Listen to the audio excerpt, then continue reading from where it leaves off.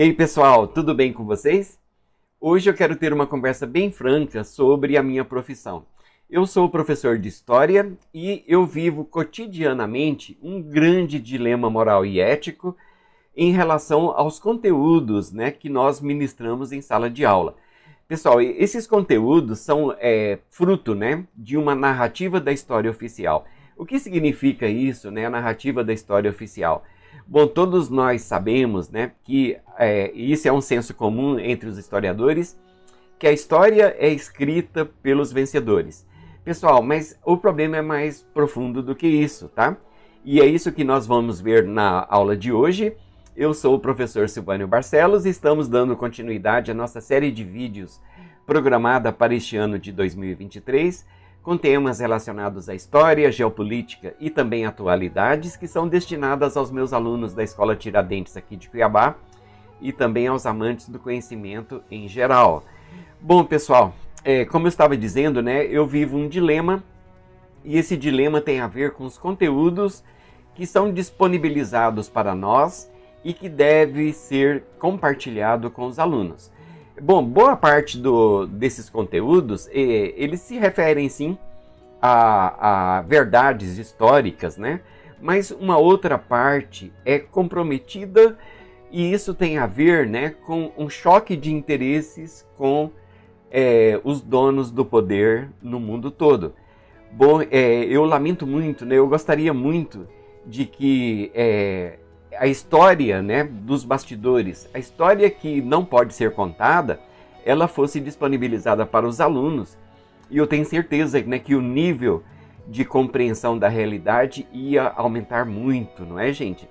Bom, eu sempre me baseio aí no pensamento do Luiz Antônio Peixoto Vale, do qual eu sou seguidor.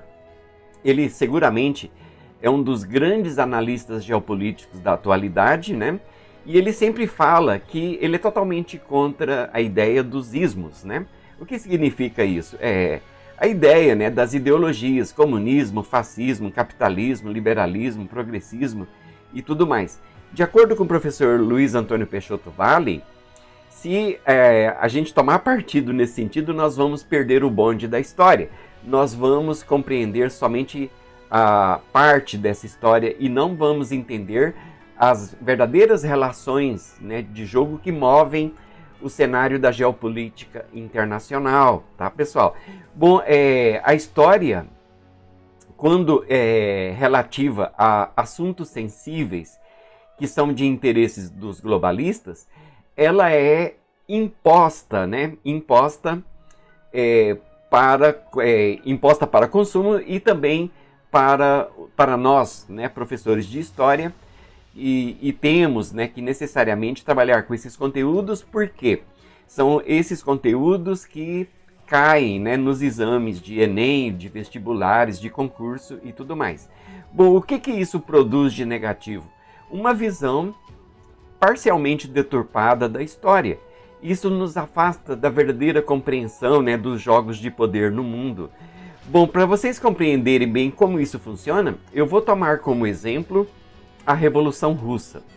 E se eu disser para vocês que a Revolução Russa foi financiada por grandes capitalistas, seria uma coisa aceitável? O que vocês acham disso? Mas, pessoal, é exatamente isso que ocorreu, tá? E infelizmente isso não está nos livros didáticos, como eu disse agorinha. E esse é o meu dilema que eu enfrento cotidianamente, tá, gente?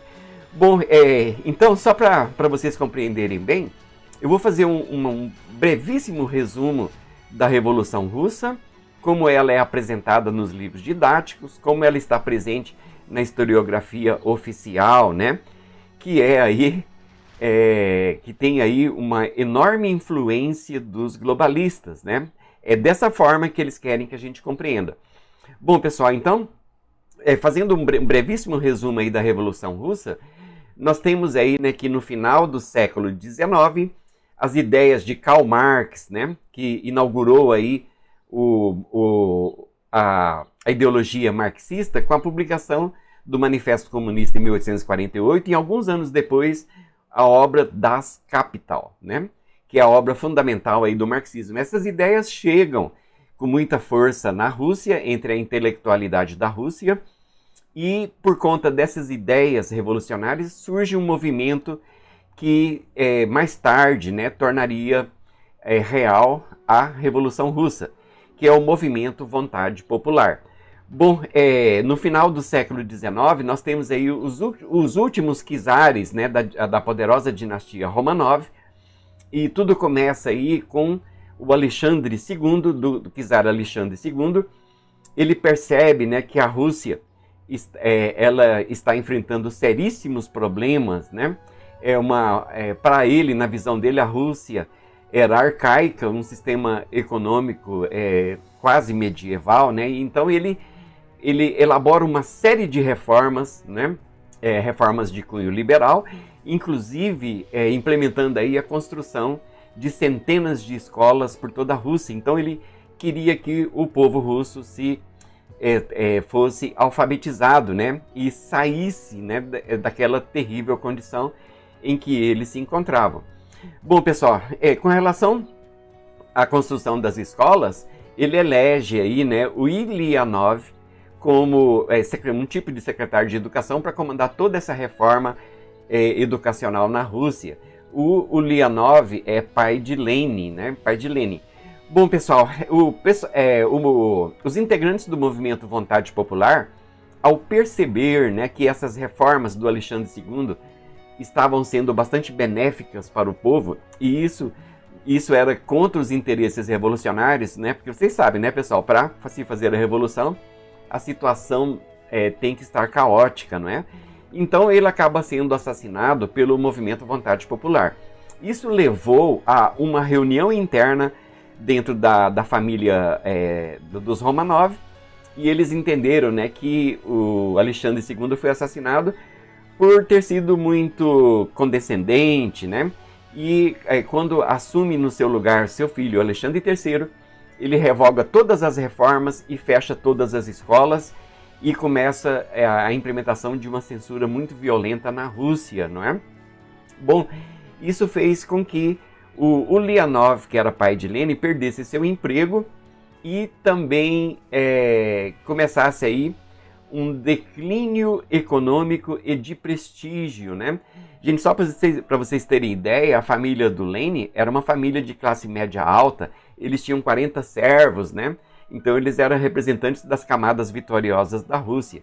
Bom, toda essa degradação, né, da família e também, né, a situação vergonhosa, né, porque passava o seu pai, fez com que o Vladimir Lenin começasse a se preocupar com isso.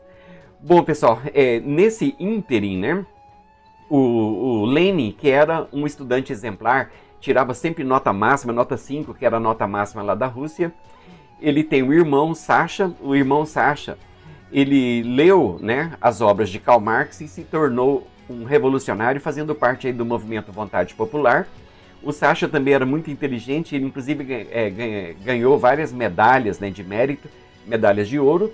Ele derrete essas medalhas, né, e começa a arquitetar um plano para o assassinato de Alexandre III. Bom, essa tentativa de assassinato foi frustrada e o Sasha foi preso com mais 2 arquitetos desta tentativa de assassinato. Bom, e eles foram presos e condenados à morte na forca. Bom, a mãe do Vladimir Lenin pede para o Vladimir Lenin, né, sair procurando ajuda, né, que é a ideia da influência, dos contatos com gente poderosa, para ver se conseguia resolver a situação do Sasha. Bom, eles conseguem, né? Realmente eles conseguem com os contatos que eles tinham, e o Sasha poderia ser salvo desde que ele, né, se arrependesse e admitisse publicamente que ele estava errado e que iria mudar a sua posição ideológica. Pessoal, mas isso não acontece. Na hora da morte, ao invés de pedir perdão, o Sasha faz um discurso bastante inflamado. Bom, esse discurso até merece ser lido, né? Esse conteúdo foi produzido por Lucas Ferrugem, da Brasil Paralelo, e eu peço licença para vocês para ler esse discurso, que é bem interessante e mostra aí, né, como era o espírito revolucionário da época, né? O terror é a única forma de defesa, o único caminho que os indivíduos podem seguir quando seus descontentamentos se tornam extremos. Nós, estudantes, somos incentivados a desenvolver poder intelectual, mas não nos encorajam a usá-lo em benefício de meu país. No seio do povo russo pode ser achado uma dúzia de homens,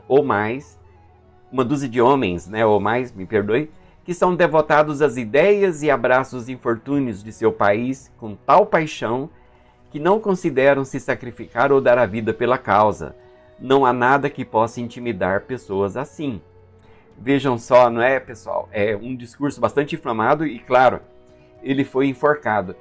No momento que ele é enforcado, né, a mãe do Vladimir Lenin entra em profunda depressão e o Vladimir Lenin se transforma em outra pessoa.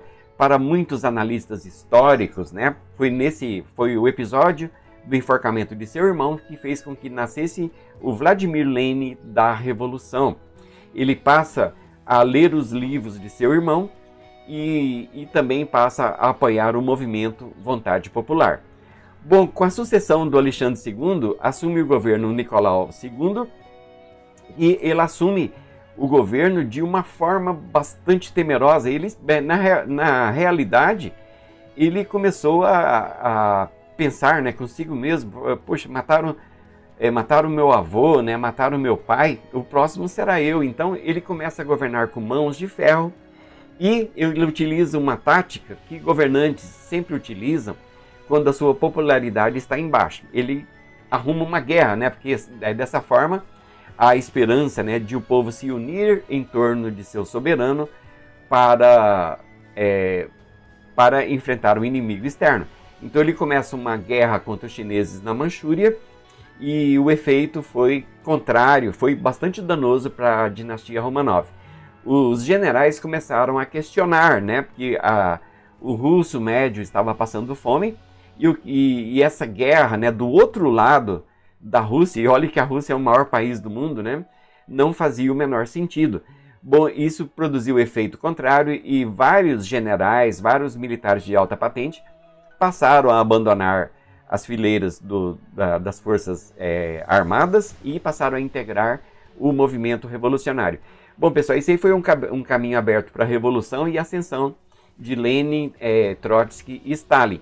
E culminando aí na Revolução de março de 1917, quando assume os mencheviques, que era a minoria do movimento revolucionário e que entendia que a revolução deveria acontecer em doses homeopáticas, né? Ou seja, uma revolução lenta e gradual. Bom, a ascensão de Kerensky durou muito pouco, na verdade até outubro, quando ocorre a Revolução de Outubro de 1917, aí sim, sob o comando de Lenin, né, é implementada o modelo comunista, o modelo socialista na Rússia. Em 1922, o Lenin cria a União Soviética, né? E também, 2 anos depois, né, o Lenin morre e assume então Stalin, que começa a governar a Rússia com mãos de ferro, não é? Bom, nós sabemos aí, né, que o resultado disso foi aproximadamente aí a morte de 30 milhões de soviéticos para que o regime desse certo, tá, pessoal? Bom, então vejam só, essa é a narrativa oficial. Bom, isso é verdade, só que um dado muito importante é escondido. Um dado muito importante é propositalmente ocultado e que faria toda a diferença do mundo para a gente entender os jogos de poder no mundo se ele fosse disponibilizado para nós, professores, trabalharmos com os nossos alunos. Muita gente séria já vem falando disso aí. O professor Alexandre Costa, né, eu até faço o curso dele, o curso sobre globalismo e nova ordem mundial. Para mim, ele é um dos maiores especialistas no assunto. O próprio Luiz Antônio Peixoto Vale, Daniel Lopes, Bruna Torlai, né, muita gente importante fala sobre isso. E isso está em debate, né, pena que não seja um debate hegemônico. Mas só para vocês terem ideia como isso é antigo, eu vou trazer aqui, vou ler um pequeno trecho, né, de um artigo publicado por Aristides Ribeiro na Revista Institucional do Ceará, isso foi em 1979. E nesse artigo, e assim como nos estudos dos intelectuais que eu acabei de dizer, comprovam, né, que a Revolução Russa foi financiada, sim, por grandes capitalistas, né? São o que o professor Olavo de Carvalho denomina de metacapitalistas, né? É gente que nem está presente na Forbes, tá? São dinastias que comandam o mundo por detrás dos bastidores, né? Gente, olhando nesse prisma, o professor Luiz Antônio Peixoto Vale sempre diz, né? Eles são os verdadeiros detentores do poder. Pensando assim, desta forma, os governos são agentes, né? Agentes que são manipulados por eles. Os governos vêm e vão, mas eles sempre permanecem. Essa estrutura de poder, inclusive, é dinástica. Às vezes, uma ação que um representante de uma dessas dinastias promove no presente, ele não vai desfrutar, não vai ver os frutos. Isso passa para filhos e netos e a família permanece no poder. Isso é o que o professor Alexandre Costa chama de pensamento dinástico. Bom, pessoal, veja bem, eu vou ler parte do artigo e para vocês perceberem, né, que como de fato foram gente muito rica, os capitalistas muito poderosos que financiaram a Revolução Russa. Então, vamos ao artigo, tá? Bom, então, esse artigo foi publicado na revista do Instituto do Ceará, né, em Fortaleza, e em janeiro e dezembro de 1979, e é de autoria de Aristides Ribeiro, né? Então tá aqui na página 98. Quando o imperador russo Nicolau II foi deposto em março de 1917 por uma revolução vitoriosa chefiada por Kerensky, os futuros czares marxistas Lenin e Trotsky ainda estavam no exílio, o primeiro na Suíça e o segundo nos Estados Unidos. Bom, veremos agora, conforme o depoimento do historiador Alexander von Baumgarten, de que maneira, né, como em passe de mágica, apareceram na Rússia os dois chefes dos bolcheviques, movimentando colossal fortuna na implantação do comunismo. Lenin saiu da Suíça, atravessou a Europa conflagrada no famoso trem selado. Era um trem blindado, tá, pessoal? E Trotsky partiu dos Estados Unidos munido de passaporte americano, acompanhado de 275 revolucionários a bordo do SS Cristina, em março de 1917, indo ao encontro de Lenin. Na Alemanha, os principais financiadores dos comunistas, sendo inclusive os responsáveis pelo salvo-conduto para o trem lacrado atravessar toda a Alemanha, foram Max Warburg e Alexander Helfand. O primeiro deles, por uma estranha coincidência, era irmão de Paul Warburg, à época diretor do Fundo Federal de Reserva, o Federal Reserve dos Estados Unidos, tá, pessoal? E um dos principais articuladores do esforço de guerra norte-americano. Paul Warburg era também diretor do banco Kahn Lobby Company, cujo principal acionista, o Jacob Schiff, além de ser sogro do irmão de Paul e de Max Warburger, Felix Warburger, que era por sua vez diretor do banco Rothschild de Frankfurt. Contribuiu logo de entrada, né, esses banqueiros, né, contribuíram logo de entrada com cerca de 20 milhões de dólares para a causa comunista.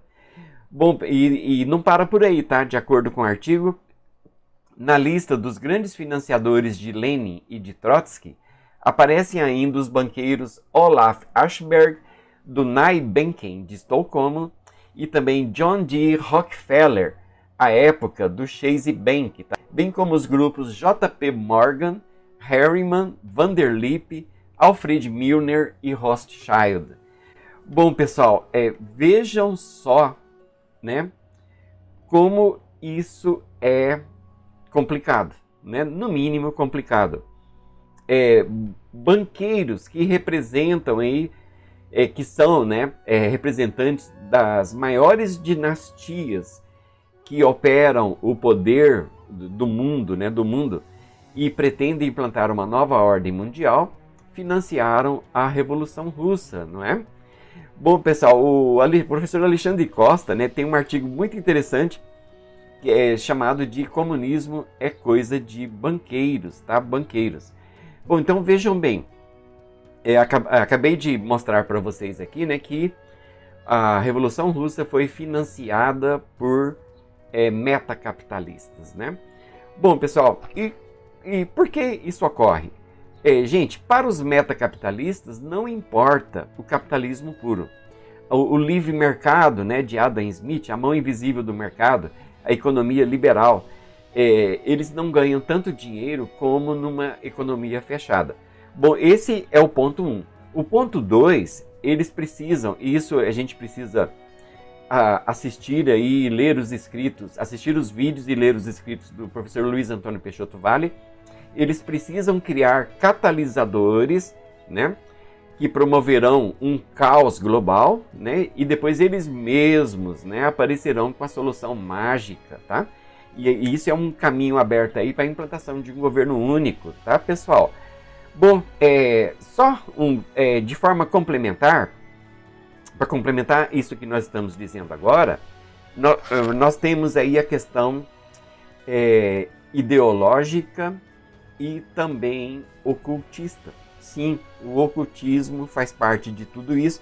E para a gente entender isso, gente, eu aconselho, né, quem tem sede de conhecimento, que busque aí, né, os escritos de Daniel Ferraz e Christian de Rosa, né, hoje um dos maiores especialistas na área, como o ocultismo, né, opera aí as estruturas de poder em escala global. Bom, o professor Alexandre Costa também tem uma obra sobre ocultismo e poder, ocultismo e globalismo. Bom, pessoal, pensando em termos de ocultismo, aí eu tenho que falar aqui de uma verdadeira onda de apologia ao guru do Vladimir Putin, o filósofo Alexander Dugin. Bom, isso está criando uma verdadeira seita, né? O duginismo. Bom, e a gente precisa desmistificar isso, isso é muito urgente, tá, pessoal? Tanto o Vladimir Putin, né, que é orientado aí por Alexander Dugin, eles se apresentam como conservadores religiosos, né, pertencentes aí à Igreja Ortodoxa Russa, defensores da família, né, da moral cristã, da moral evangélica, né, e tudo mais. Bom, e isso atrai a concordância, né, a simpatia de uma parte muito grande, né, dos conservadores no Ocidente. Gente, isso é um perigo enorme, tá? E, bom, quem esmiuça isso muito bem é o Daniel Ferraz e o Christian de Rosa, né? Baseados aí no estudo da obra O Demiurgo, né, de René Guénon, eles provam por A mais B, né, que Alexander Dugin, ele pertence a uma corrente filosófica que defende aí a ideia da tradição primordial. Pessoal, a tradição que formou o Ocidente, ela está no Gênese da Bíblia, tá? A base do cristianismo que veio depois, e a base, né, da cultura judaico-cristã. Pois bem, Alexander Dugin, Vladimir Putin, né, e todos os seus seguidores não são tributários dessa tradição. Eles são tributários de uma outra tradição, que eles chamam de tradição primordial. Isso está na obra de René Guénon, não é? Bom, e o que diz essa tradição primordial? Que Deus aprisionou Adão e Eva, né, neste mundo complicado, nesse mundo de sofrimento, e que a serpente os libertou. Vejam só, não é, pessoal? Tudo aquilo que Alexander Dugin defende em bases ocultistas primordiais, né, é esta nova origem ocultista, né, que tem o intuito de moldar a civilização do tempo presente. Bom, e isso tem produzido resultados muito satisfatórios para essa corrente da tradição primordial.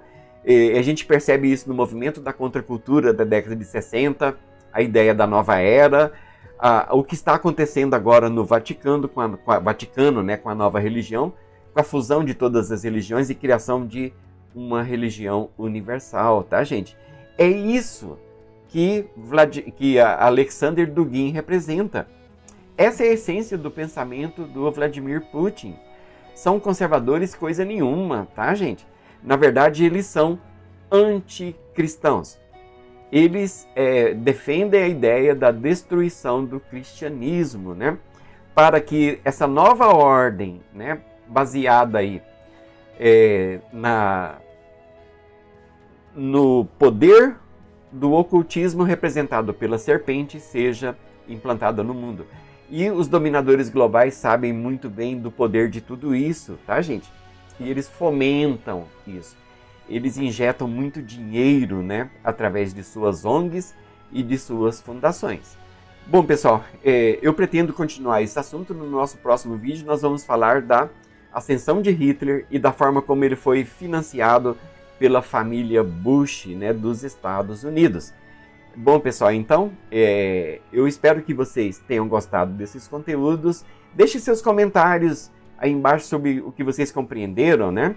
Que eu terei enorme prazer em responder. Se vocês gostaram desse vídeo, eu peço que se inscrevam no meu canal, ativando o sininho para receber as notificações e também deixando o seu like e comentários para que esse vídeo ganhe relevância junto a essa plataforma. Pessoal, eu aguardo vocês no nosso próximo vídeo. Um cordial abraço e até breve.